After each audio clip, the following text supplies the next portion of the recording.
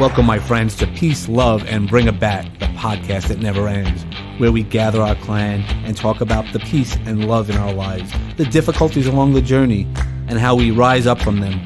We will experience a little thing I call Kluberty together, and by the end of the show, we're going to find our sweet spot. I'm Uncle Dave, and our transformation starts right here. Hey now, and how are you doing? Just want to welcome you to the next episode of Peace, Love, and Bring a Bat.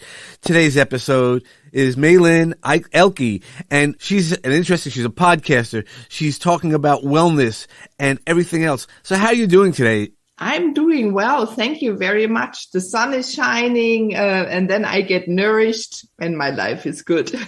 That's awesome. Well, I know we've met through LinkedIn and the legal mental wellness. So I'd love to just explain to us exactly how you came on this journey, because you have a podcast as well. So we'd love to hear all about your perspective on things. Wow. Yes. I think I'm born for this. When I was younger, people were saying that they feel calm around me, and I don't know, I didn't even notice that. I was just being me, and how life took me through different stages. I also studied a little business as you did, then landscape architecture, went to the S for veterinary medicine, right? So I noticed I'm bringing all these things together. And then from there, I don't know, life just brought me over and over to make people feel comfortable. I learned that my spoken word was comfortable and creating a calmness and peacefulness within people. And then when I did more shamanic route, which I really started for animals, because I do love animals, I took that further and went more into healing. But it was more by discovering tools to support myself, to embellish my life, to optimize my time here on this planet. And then I used it more for others. Yeah, so that's how it started, and it still is. I still love healing through the spoken word or in presence or with my hands. Well, there's so many different ways to go through healing and doing it. It's amazing how each one of our journeys are, and that's what we enjoy talking about on this program, is that path, the path that you've gone through. And, each journey is different. And, right now we're walking together on this path, but, and I appreciate that. But so when you first started doing it, when you first started on your path, when you started believing in some of these things, did you actually know that this was going to lead you to where you're at now, or did you, No. or did you resist? I know for myself, I resisted a little bit at the beginning. I was like, nah, this isn't going to work. This isn't. But at the end of the day, it did, and it was very successful. Yeah, it is. Maybe it's important for me, and I think for you as well, right? We want to walk our talk. Mm-hmm. So that hesitation of, am I really doing it correctly? Is it helping others? Is important for us. And I had to experience everything myself. And I was, you were at university, you're a Terp yourself. You were in Maryland. That's why I studied veterinary medicine. At that time, I didn't even know. So, but if I think about it, there was the medicine and animals. So any step I took in life, now I'm in my 50s, I bring it all together. Yeah, even the animals, they give me information as shamanic. Birds are my metaphors, or plants, then later landscape architect, right? I Recording in progress. I'm supported by the environment, the landscape, right? That's also a tool because I have an understanding of microclimates. And it's the landscape of, the outside. How do people feel well there? And now I'm going more inside with people. How do you feel inside in your own landscape? How can you recreate or design in a new way that suits you, where everything is medicine internally, but also externally?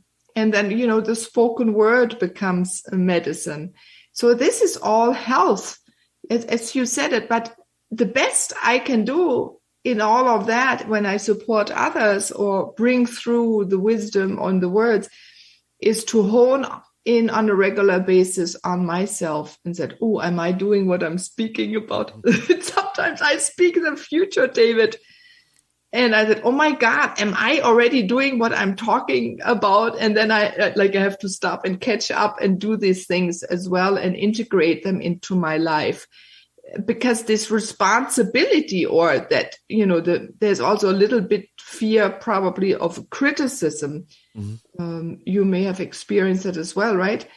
If you do something new that people don't understand yet, and it's then also it takes time to integrate it into my body, into our own body, and then also to bring it out in a unique way and to teach people this new way or this different way of how I work, or how you work. Yeah. Well, why don't you explain to us a little bit how you work, just so that way so people can understand and know, because there's so many different pathways. So again, when we talk about this journey, there's so many different ways to do it, and you've come through it as a very interesting way between your veterinary background and now you're still working with animals, but you're also working with people differently. Yeah. So why don't you explain that to us a little bit, please?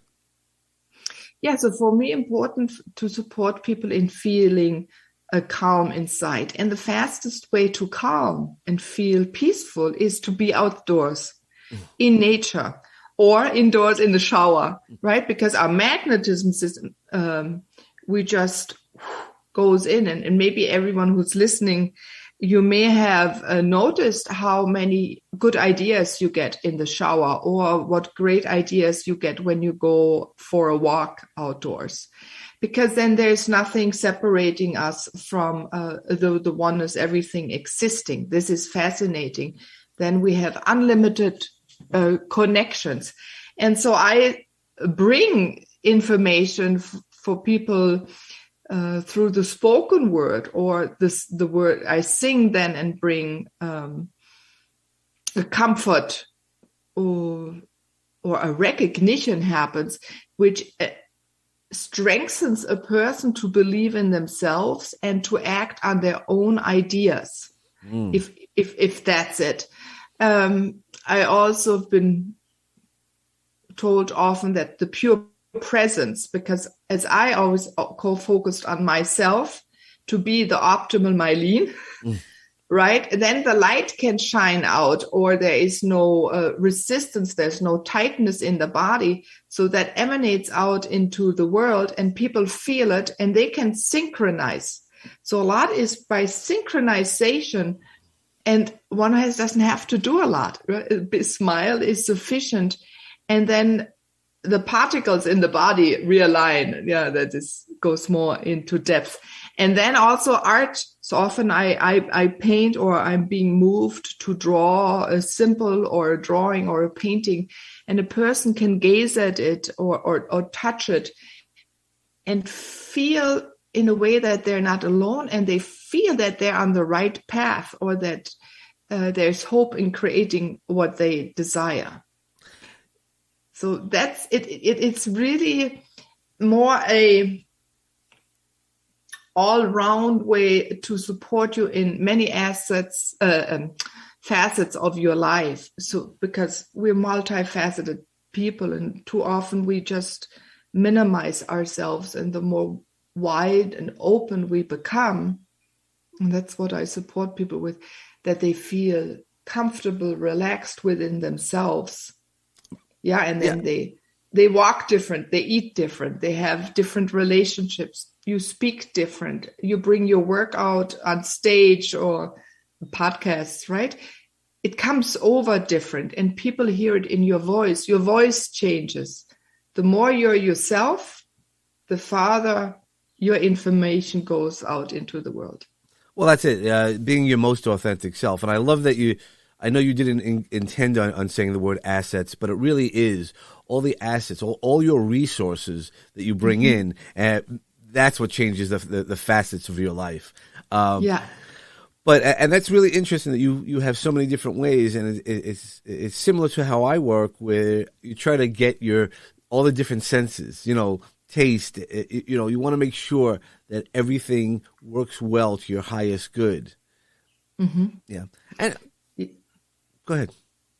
Yeah, your taste is important, right? Even in the food, there's a little tip that just comes to my mind.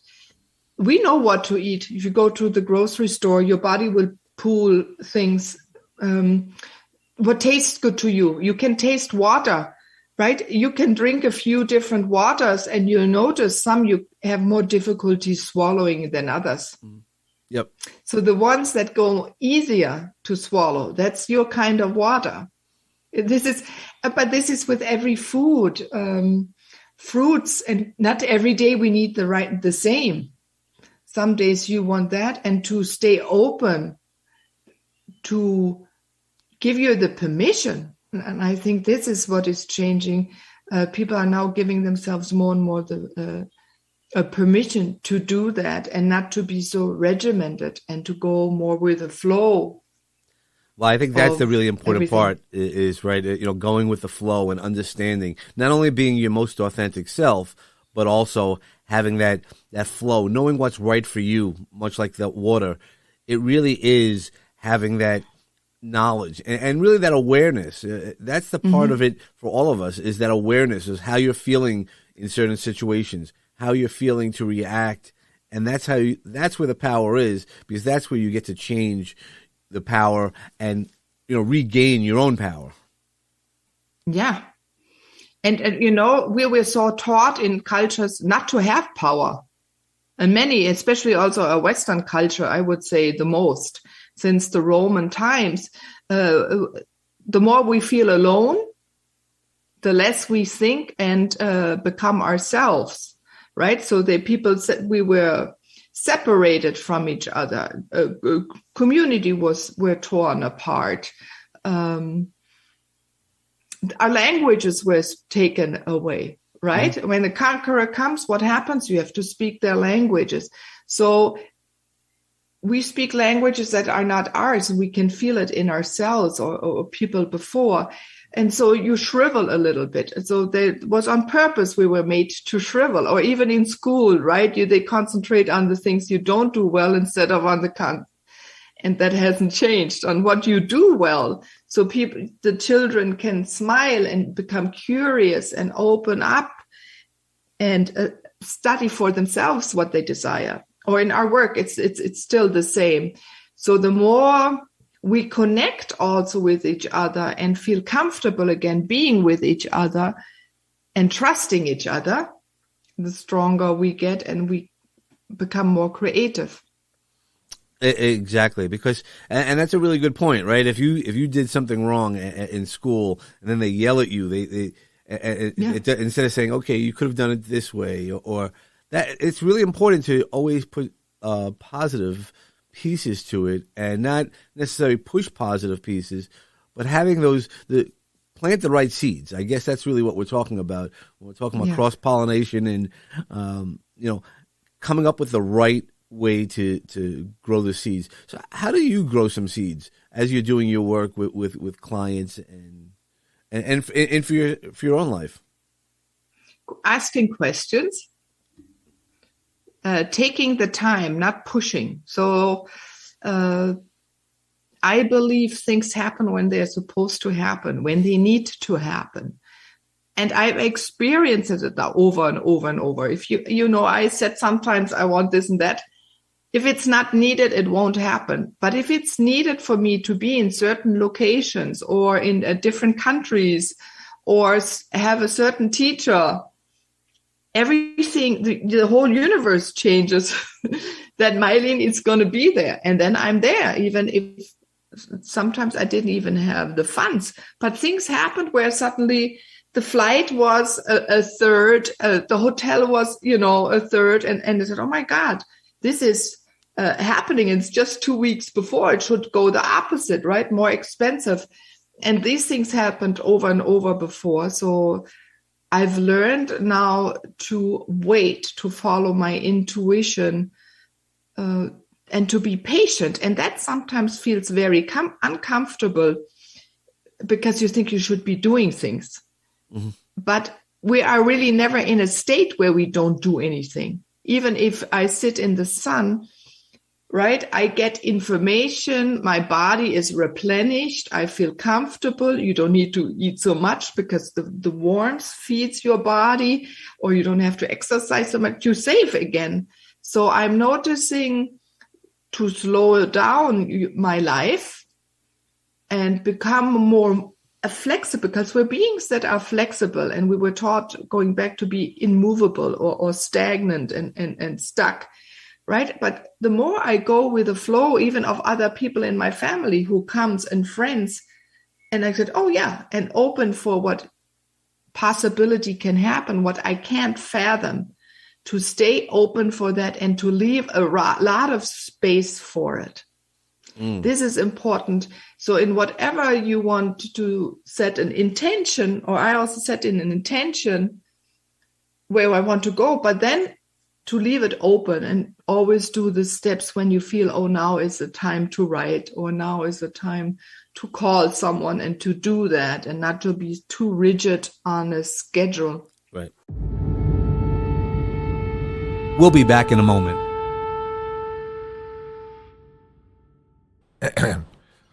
Excuse the interruption, folks. I'm just here to give you an important message. Fabrizio, hit that music, please. Into the black hole. Ooh, I get chills every time. It's the theme music of the Launchcast, and I am the launch dad himself, George Andriopoulos, the host of the Launchcast, a wonderful podcast, a top 60 Apple podcast on the entrepreneurship charts, and a show about leadership, business, life, growth, and everything in between. Here's the deal. We come at you every single Monday with in-depth interviews with leaders. We talk about principles of leadership. We talk about how you can stand up and activate that leadership and change the world with it. Join me and my guests and all of my friends as we play every Monday on Apple Podcasts, Spotify, iHeartRadio, Pandora, Amazon Music, all the usual places. We appreciate your support, folks. Now back to the wonderful show you were listening to, another great program from Launchpad 516 Studios.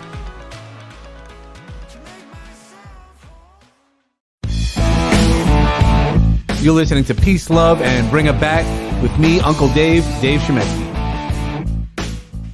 Yeah, no, that's the really powerful part, is wait for the right moment. And, you know, especially when you're working with other people's energies as they're coming through, you know, into your sphere of influence. And but it's great when you're managing. And you had said something that was really great, a lot of great things.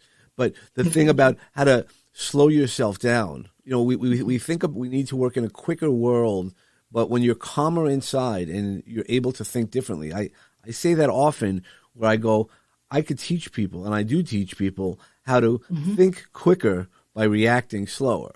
You know, it's just calming our mind down. And when you have your calmer mind working at its highest level, it really, you know, impacts all the other things. You do react slower, but not really. You know, you're already thinking about it versus reacting as that reptilian brain. And that's a huge change in work. How do you get to that center every day for yourself? My mornings, I take time in my mornings. I make a beautiful breakfast for myself.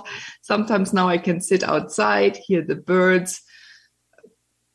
I get centered really early in the morning by my cat. He wants to go out just as sun rises. So I go out on the porch, greet the sun, sometimes even sun and the moon there, and the birds. And then I go back to bed. He goes then outside. So that's the first way where I just acknowledge everything that is surround me. And I said, okay, there's a reason why he always wakes me up. And I'm very grateful, because I would never get up that early. In winter, it's a different story, but in summer, it gets, you know, in the middle of the night, more or less for me. And sitting then in the sun, if I can, going outdoors for a moment. I'm not that I do a lot of sports. So, and I don't meditate or something like this. The daily life becomes my meditation, I'm in a meditative state more or less all the time. Then to raise the vibration, if I'm noticing and I'm a little down, then I acknowledge first, okay, I'm a little down, that's important. Or if I'm sad or things don't function, sometimes, I am German, we want things to function. Then I say, okay, it's not this way. And then I really take a break. I do something else. I get myself out of the rhythm. Then I do some housework. And then when I feel, and even I do my housework like that, whatever draws attention, I do. And then I come back and then I write. And by that time, things have shifted. It's kind of that moving that flow. Food is important also. And sleep. I do sleep a lot. Enough, I should say. If I feel tired sometimes because I work in the US and then I take a nap and I allow myself that. And I speak about this. And this is important because the more I'm in my optimal state, the higher my vibration can be. Yep. So even, if you go shopping, I need less food. If I get organic food, I cannot find everything organic, but most of it. And the cooking and, every action. And one thing is also important. My home is my medicine. So the furnishings, whatever I have is suited to me. So my home is like it lifts me up. Mm-hmm. And I've heard others when they come into my said, oh, Meilin, it's like I replenish when I come to you just for a coffee. Or once I had a cleaning lady, she said that I come in clean, but I feel more replenished when I leave. And so that's what's the first time I noticed, it doesn't work only for me. It works for others as well. Yeah, when you build an environment that really does that. I mean, and that's what I want to talk to you about, your podcast, right? The move to it's the moving to oneness. Moving to oneness. That's why I want to make sure I said move or moving, but it's moving to oneness. And so I'd love to hear how you came up about it and how's it going? Yeah, I love it. It's going. People are coming now and recognizing it. I don't know, over 50 countries are listening to it. And so also different cultures. And that's what I find so interesting, right? That they're so widespread. It is, I go back to the starting first. I had a vision of podcasting for about 3 years and nothing happened. And then suddenly someone showed up and said, why don't we do like a song that once a month on Facebook, we get people together and we sing. And then, 3 months we didn't get to call each other because things happened. And then I said, I thought, why don't we do a podcast? And she said, oh yeah, let's do a podcast. I had the same thought. And I said, good sign. And then I then drew something and that became my logo then. And that gave us the title. But I also waited for me, until I was called downstairs and draw something. And noticed that it fit. And then I thought, everything is moving into this oneness. And then we had the title, but then the next thing was the music, right? And again, it took a few months until I found the right song. And even in that song, then I looked for a few others so she could choose. Mm-hmm.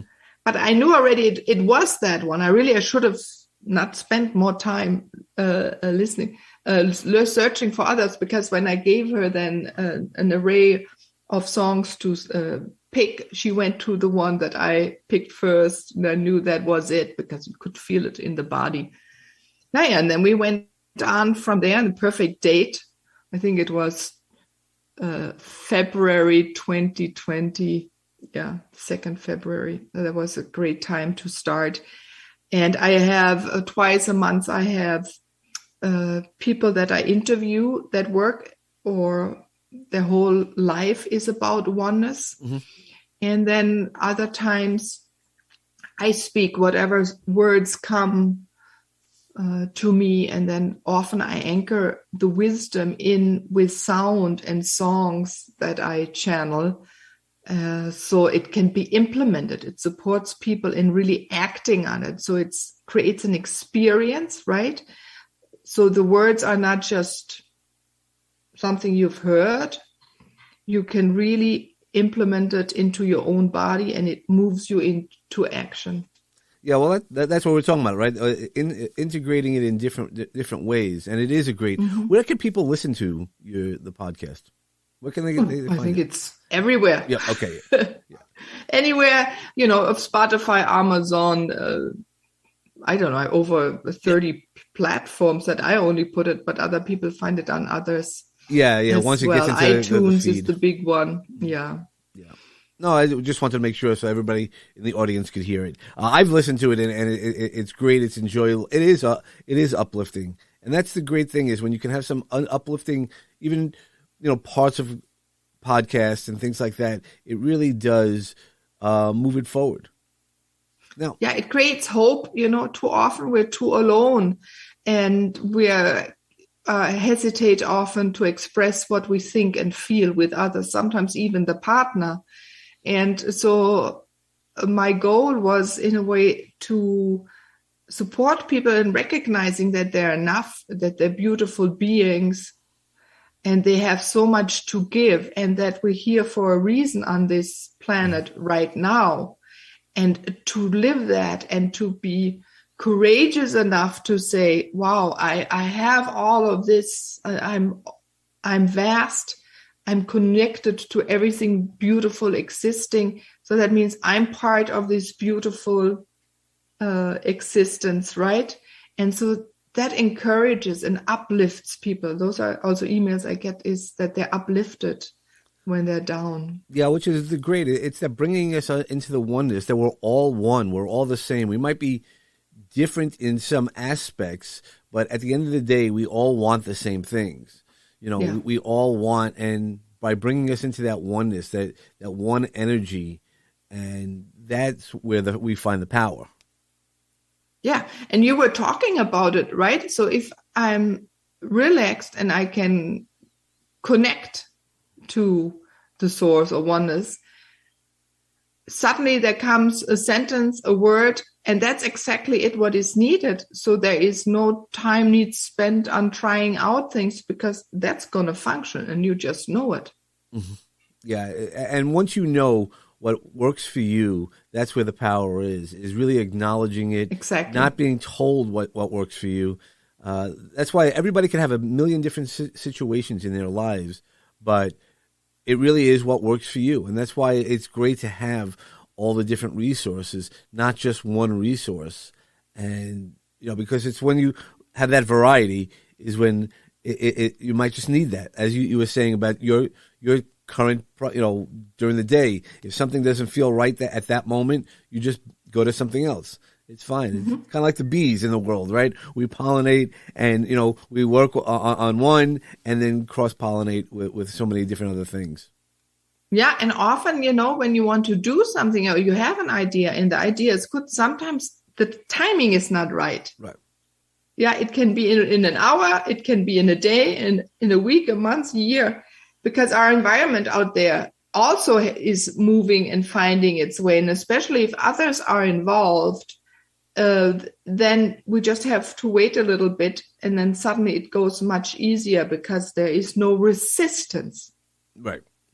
That's one of those things that you have to take away the resistance. If you resist on everything, it becomes much more rigid. You have to allow the flow. It really is about allowing that energy flow and the ability to grow through it. Not only just flow and just go, okay, whatever's going to happen, and be maybe like a feather on the wind, but there's accepting that ride, enjoying the ride and looking for the opportunity at each instance to grow through everything that's happening, or to acknowledge your feelings, to say, okay, it's okay not to feel okay. Give ourselves that permission we were talking about, because that's where the power really comes into, is once you become more comfortable with yourself, everything else becomes much easier. Whatever you're dealing with, it just is learning how to rebalance really quickly. And how do you? So you explained earlier about rebalancing yourself. That you just go from task to task when something doesn't feel right. Mm-hmm. Yep. And also, I learned, for example, that may help some people. Not always in sitting, my ideas come. I have to lie down. Mm-hmm. So I can lie down in bed, maybe just 10 minutes. And as Churchill was also this way. When I heard that, I said, gave me more permission. I said, he had to do that too. He was a thinker in that state. So I stay sometimes in the morning a little longer in bed, because then you wake up and you get a lot of ideas and you can solve things. Also, when you go to bed 20 minutes earlier, right? So if you go to bed and fall asleep right away, you'd overtired. That means you don't have the time, these 20 minutes where your body heals itself. And also you can set intention and dictate a little bit. So when I also talk about flow, David, it's a little dictated flow, because we have abilities and flow, right? The energies doesn't go in a straight line or intention. There are waves and swales and swishes, like everything out there as well. And you can notice even we walk. If you let everyone walk, no one is going to walk in a straight line, because we follow the energy lines in the ground, or that are, things that are connected, send out energy, or trees. And this is all, watch a child, how they run. They don't like to walk on a straight path, or dogs, cats, none of them. They go with the least resistance, and they follow then where they're supported. Right. And this is important, that this peacefulness, if we support ourselves, support each other, have an ear for each other, and are open enough also to share with others what beautiful thing we see in them and why they're important to us. And I think this is maybe now the most important thing I'm learning. The more we can say comforting, that's the word, comforting words to others in any situation, to have this compassion and that love for others that we're seeking. If I can express that out and highlight that in others, that's the most beautiful thing. Well, it definitely is. And I wanted to ask, because you had mentioned that you do some shaman. You're a shaman. How'd that come about? Because that's not, especially growing up, we can hear in your voice, in a culture that probably wasn't open to shamanism and things like that. How did that come about? Yeah, in our culture, they were all killed, again, by the Romans, many, and then the church. It's a whole long story. The wisdom keepers, the midwives, right, the wise women and men. A compilation. So it was, when I was starting that shamanism, I took a class for animals, right? That when I was still living in the US.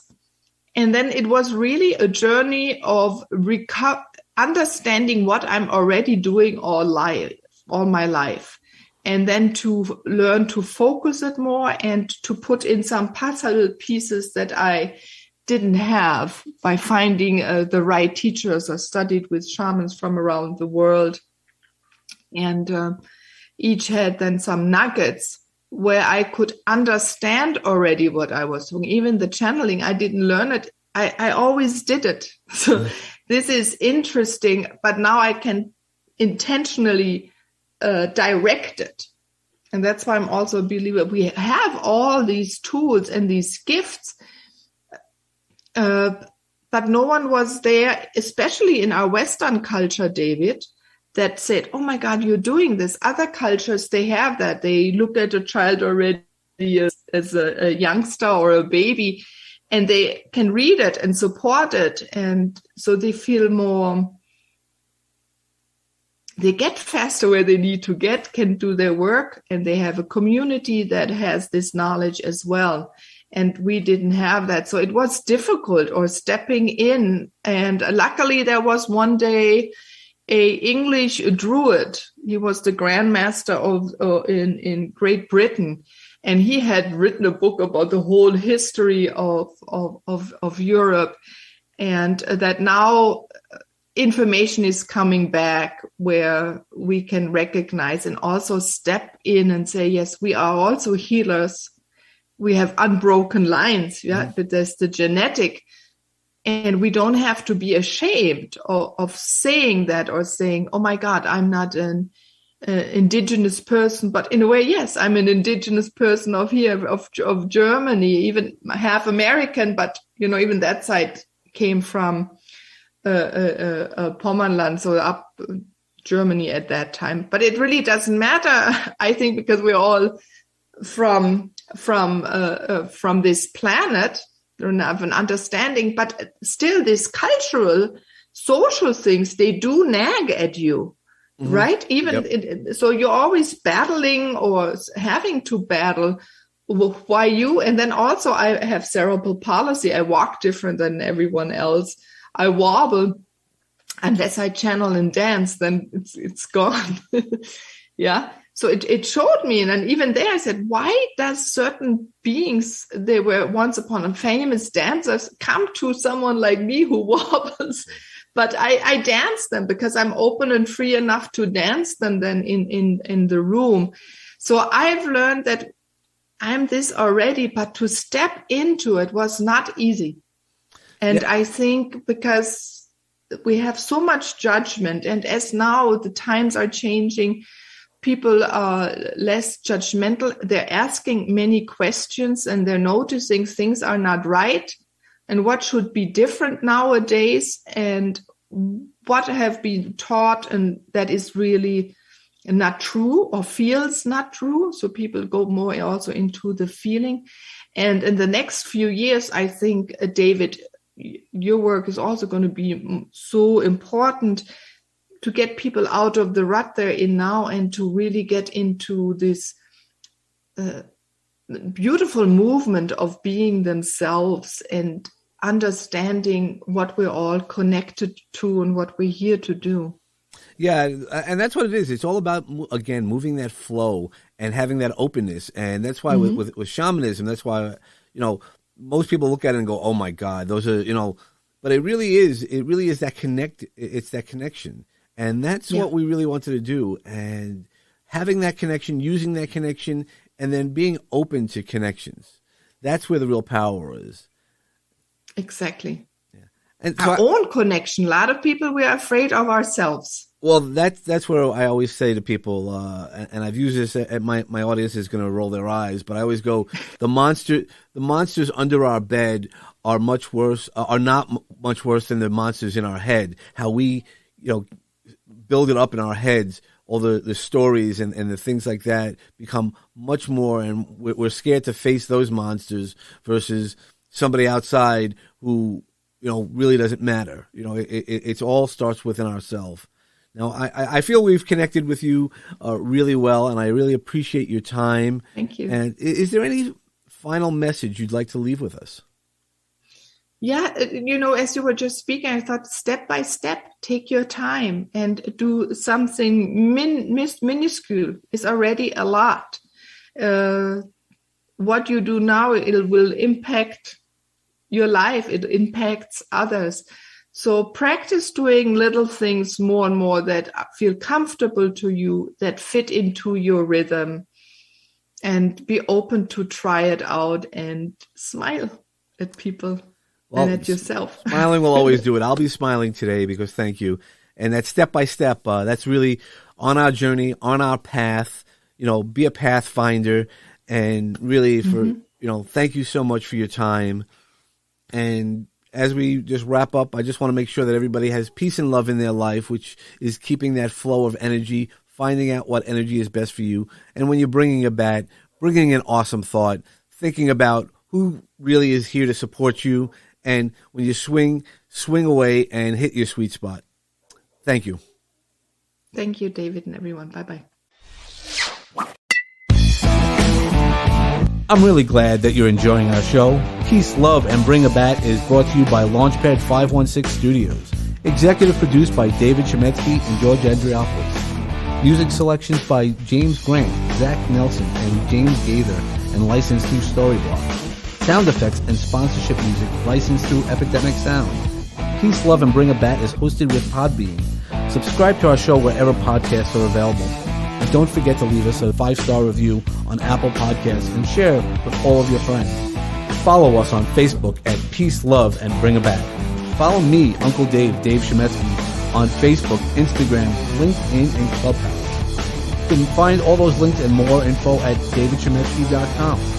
For show ideas, feedback, guest inquiries, or just a chat, reach out to me at peacelovebringabat@gmail.com. For sponsorship and media inquiries, reach out to peacelovebringabat@lp516.com. Make sure to follow all the great podcasts produced by Launchpad 516 Studios. Today's journey has come to a close, my friends. I hope the seeds of peace and love continue to grow for each one of you. Remember that peace and love surrounds you and will assist you to rise again. But don't forget to bring it back for what you believe in. Namaste.